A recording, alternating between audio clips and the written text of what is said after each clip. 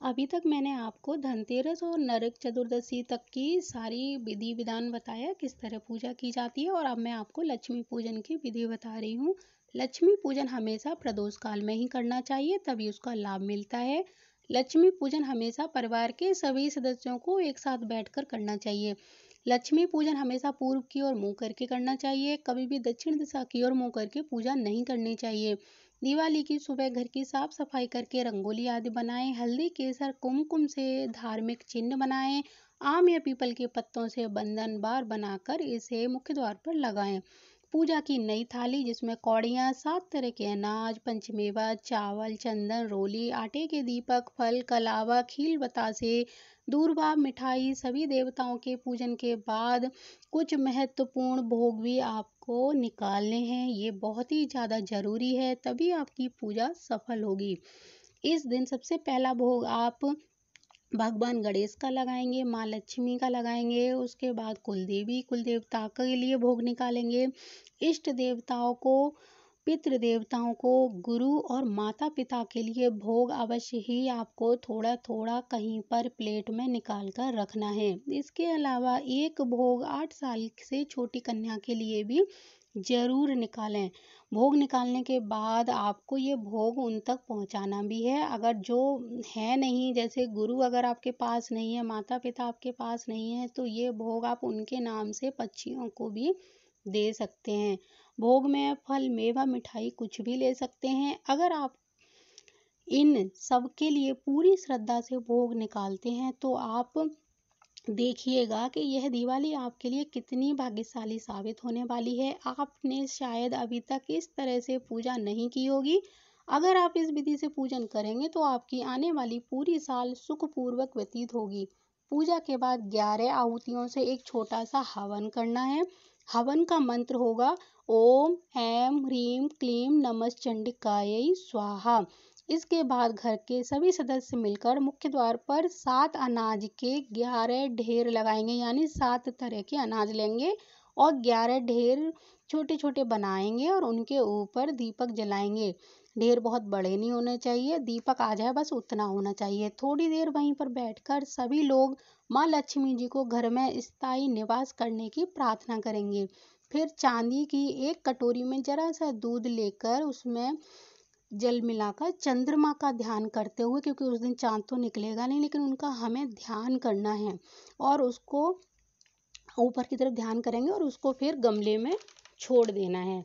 जिन लोगों को अभी तक संतान सुख नहीं मिला है, वह दिवाली पूजन के बाद अनंत मूल की जड़ को ओम अंग अंगारकाय नमः इस मंत्र से सिद्ध करके 11 मालाएं करनी है और फिर इसको पति पत्नी दोनों ही अपने गले में धारण कर लें, सफेद धागे में बांधकर। तो माता रानी की कृपा से जल्दी ही आपके घर में संतान की किलकारी गूंजेगी। जिन लोगों को धन का बहुत संकट रहता है वह लोग काली सफेद या लाल गुंजा के दानों को ले लें। अगर लाल मिल सके तो और भी अच्छा रहेगा। गुंजा को कटोरी में रखें, गंगा जल छिड़कें और कनक धारा स्रोत का पाठ करें। इस गुंजा को सिद्ध करें। ये पाठ आपको 3 बार करना है। फिर दूसरे दिन इन्हें लाल कपड़े में लपेटकर धन के साथ रख लें। ये पूजा निशीथ काल, सिंह काल या महानिशीथ काल में ही करनी है, तभी इसका लाभ होगा। किसी अन्य काल में की गई पूजा का सकारात्मक परिणाम नहीं मिल पाता है। गुंजा ना मिले तो आप सुपारी कौड़ी कोई भी पेड़ की टहनी या जड़ इसी काल में सिद्ध कर सकते हैं। सिद्ध की गई चीजों को शुद्ध स्थान पर रखें और रोज धूप दीप दिखाते रहें। जब भी आप किसी महत्वपूर्ण काम के लिए जाएंगे तो इस सिद्ध की हुई चीज को अपने साथ लेकर जाएं और वापस आकर गंगा जल छिड़क कर वहीं रख दें। लक्ष्मी पूजन जैसे आप करते हैं वैसे ही करें। उसमें गणेश जी को सुपारी और दूर्वा अवश्य चढ़ाएं। निशीथ काल में पीपल या बरगद के पत्तों पर श्रीम श्रीम लिख कर माँ लक्ष्मी जी को अर्पित करें। केसर से लिखेंगे अनार की कलम बनाकर। एक पत्ते पर जितनी बार लिख सकते हैं उतनी बार लिखें। ये चाहे साफ दिखे या ना दिखे, ये केवल आपको समझना आना चाहिए कि आपने उसमें क्या लिखा है। पूरे भाव के साथ लिखें। वह ठीक से दिखेगा नहीं, लेकिन भाव पूरा होना चाहिए। आप पूरी श्रद्धा से लिखेंगे और जपते जाएंगे और माता रानी के चरणों में रखते जाएंगे।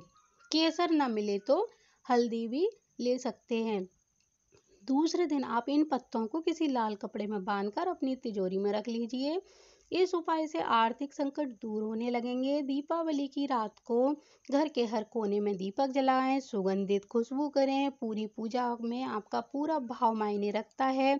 इस पूरी पूजा में एक बात पूरी तरह ध्यान रखें, कोई भी धार्मिक चिन्ह जैसे ओम, स्वास्तिक, लक्ष्मी जी के चरण चिन्ह, दीपक बने स्टिकर जमीन पर सीधे ना लगाएं। इन्हें दीवार पर लगा सकते हैं, क्योंकि जमीन पर बने रहने के कारण इन चिन्हों पर बार बार आपका पैर पड़ेगा।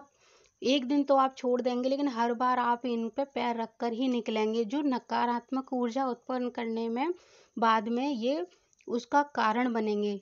धार्मिक चिन्हों को सीधे जमीन पर न लगाकर किसी कागज या गत्ते पर लगाकर फिर उसको वहां पर सजा सकते हैं। दिवाली के बाद इनको हटाकर कहीं और चिपका दें दीवार पर।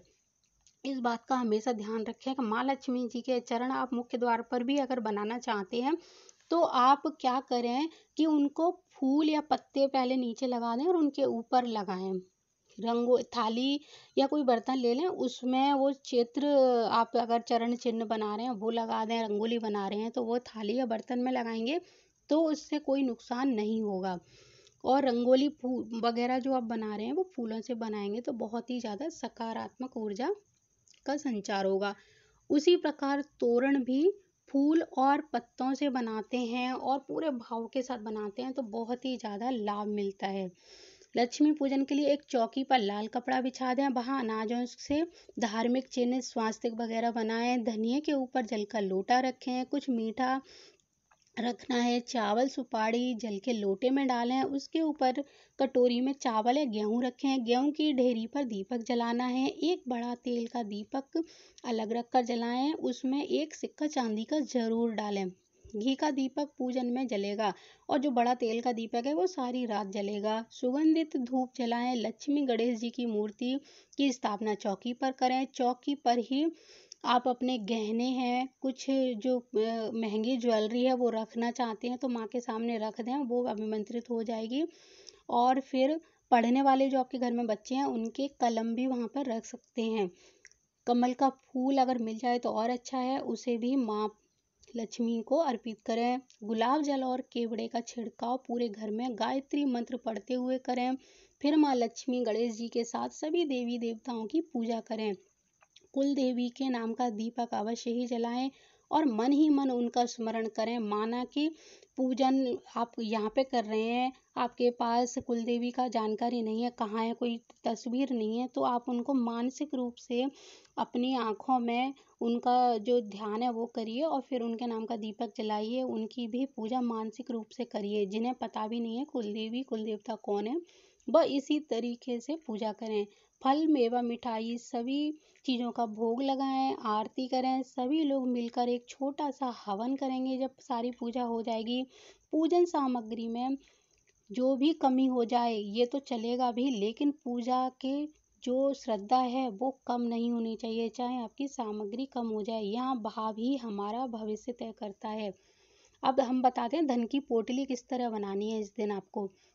इसको बनाने के लिए एक लाल कपड़ा लेना है, नया होना चाहिए। कौड़ियाँ कितनी भी, गोमती चक्र, चांदी के सिक्के, समी के पौधे की जड़, सुपारी, हल्दी, कोई भी गुंजा, लौंग, इलायची, इनमें से जो भी आपके पास हो वो सब रख लीजिए। आपके पास वह लाल कपड़े में ही वो सारी चीज़ें रखनी है। फिर बताए हुए जो मैंने पीछे मुहूर्त बताए हैं, निशीत काल, महा निशीत काल, सिंह काल, इनमें इन सारी चीज़ों को अपने सामने रखिए और माँ लक्ष्मी जी के किसी भी मंत्र की रात भर 11 माला अभिमंत्रित करिए, यानी उसको मंत्रों से उन सब चीज़ों को देखते हुए मंत्र पढ़ते जाइए। कनक धारा स्रोत का पाठ करिए 3 बार। फिर दूसरे दिन इन कौड़ियों की पोटली बनाकर, मतलब इन सारी चीज़ों को, कौड़ी वगैरह जो भी है आपके पास, इन सबको उस कपड़े के साथ ही एक पोटली नुमा आकार देकर और उनको अपनी तिजोरी में रख लें। ये सारी चीज़ें उसी मुहूर्त में आप करेंगे तो सारी चीज़ों में से जो भी चीज़ आप रखेंगे, 1 2 4 जितनी भी आपसे हो जाए, और घर के सदस्य मिलकर अगर ये उपाय करेंगे बहुत ही ज़्यादा लाभ मिलेगा और ये सारी चीज़ें अभिमंत्रित हो जाएंगी। और ये धन पोटली, इसमें से कुछ भी धन नहीं निकालना, जो आप इसमें एक बार रख देंगे साल भर तक आप वैसे ही रखे रहने देंगे, उसको बीच में बिल्कुल भी नहीं खोलना है। और आप देखना कि हर साल से ज़्यादा इस साल आपको अगर बरकत हो रही है, आपको इस साल कुछ ज़्यादा आर्थिक लाभ हो रहे हैं, शारीरिक कष्ट आपके अगर पहले से कम हुए हैं, और तो आप समझिए कि आपकी ये पूजा सफल हो रही है और इस पूजा का फल धीरे-धीरे मिलना शुरू हो गया है। माँ लक्ष्मी को प्रसन्न करने के लिए ये बहुत ही साधारण तरीके हैं, बहुत ज़्यादा तामझाम की ज़रूरत नहीं है। इसी तरह से आप अगर थोड़ा बहुत भी करते हैं, लेकिन उसमें श्रद्धा पूरी होनी चाहिए, तो आपको इसके जो चमत्कार हैं, वो शीघ्र ही देखने को मिलेंगे।